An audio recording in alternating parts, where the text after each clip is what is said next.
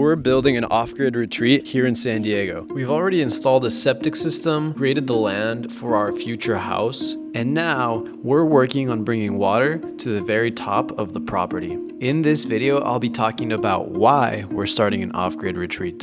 And then we're headed to Mexico to visit an existing glamping retreat. If you're interested in that part of the video, feel free to skip to the 1-minute marker.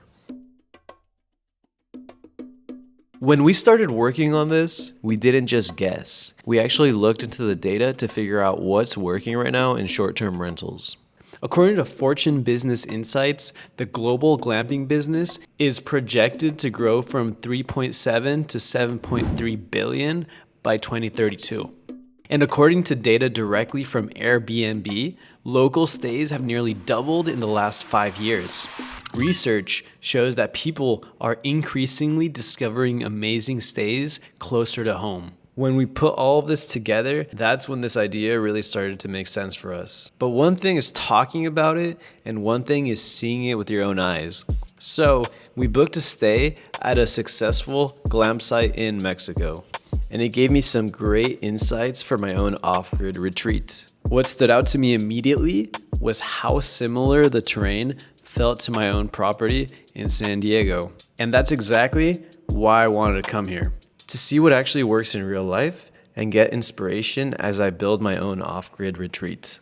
The first takeaway is lighting. When we first arrived at the property, it was nighttime, and that ended up being one of the most important parts of the experience. There was soft pathway lighting around key areas, and it felt very intentional. Nothing too bright, but you could still clearly see where you were walking. And that balance created a feeling of comfort and calm, instead of feeling overly artificial. The next thing that really stood out to me was how everything was centered around the main structure at the top of the hill. In their case, it was a breakfast area, but it functioned as way more than that. It's where guests naturally gathered and asked for directions. Without a central anchor, a property can sometimes feel scattered or unfinished. For my property, I'm starting with one main unit at the top of the property. Over time, as we add more units, the top structure could become the central hangout spot, a place for guests to check in and ask questions, and the core piece of the whole place. At number 3, we have elevated platforms. Every glamping unit was on an elevated platform. At first glance, it may seem just aesthetic, but there's a lot more that goes into it. Being off ground helps with keeping bugs and critters out, preventing moisture issues, and creating better airflow. It also makes maintenance way easier. You can actually access plumbing and electrical underneath the unit. And visually, it gives each unit a clean, intentional footprint on the land. Since my land is rocky and uneven, elevated platforms make a lot of sense. By using elevated platforms, we minimize grading and land disruption. It also allows us to position the units in a way that will maximize views without heavy excavation. At number 4, we have privacy.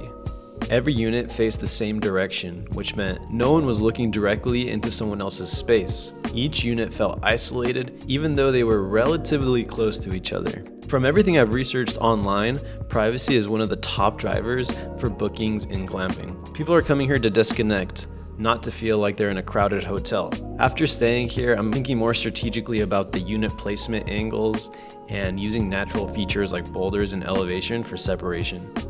The last thing that really stood out to me was how accessible the location was. The place felt completely removed from the city, but in reality, it was less than 1 hour away. Close enough for a weekend trip, but far enough to feel like an escape. So in conclusion, this wasn't just a trip, it was real life market research. I'm hoping to take these learnings back and apply them to my property. If you're interested in watching someone turn raw land into an actual retreat from scratch, hit subscribe. See you on the next one.